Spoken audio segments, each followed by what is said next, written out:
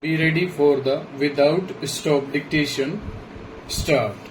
Mr. Deputy Speaker, sir, I express my gratitude to the honorable members for expressing their views regarding the demands for grants for the year 1989-90 for the Ministry of Agriculture.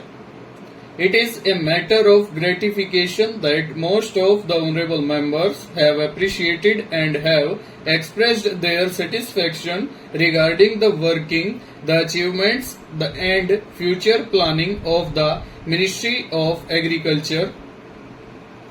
In the budget for 1988-89, the plan outlay for 1988-89 had been fixed at rupees 700 crores, whereas for this year it has been raised to rupees 800 crores, which is definitely more than the amount of the previous year.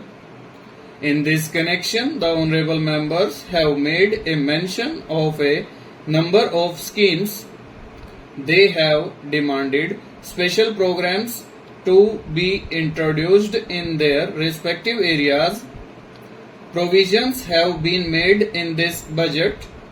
This budget provides for assistance for land reforms, for the distribution of fertilizers, assistance to farmers, or for increasing oilseeds production. I want to draw the attention of this esteemed House to certain points which have not been discussed so far. Last year, the Honorable Prime Minister introduced a special food grains program in the year 1988-89 for increasing agricultural productivity and total agricultural production after making a mid-term appraisal of the 7th five-year plan. There are 14 main food grains producing states in the country, out of which 169 districts have been selected for it. Just now, the honorable member from Kerala was saying that no such program has been introduced in his state.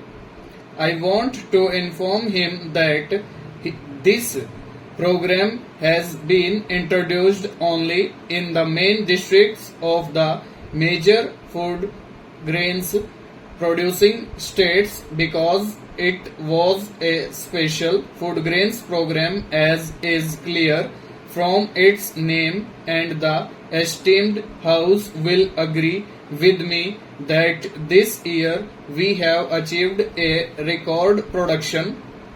The food grains production is more than 17 crore tons this year. This is a landmark in the history of this country. But we should not be satisfied with this achievement. We are going to formulate schemes for further increase in the food grains production during the coming 3 years. Therefore, for the year 1990-91, the target for increasing the production of wheat and rice has been fixed at 5 million tons. Our department has already started taking steps in this regard, and I can say that we will be able to achieve the target fixed. I would like to make a brief mention of the major aspects of this year's budget.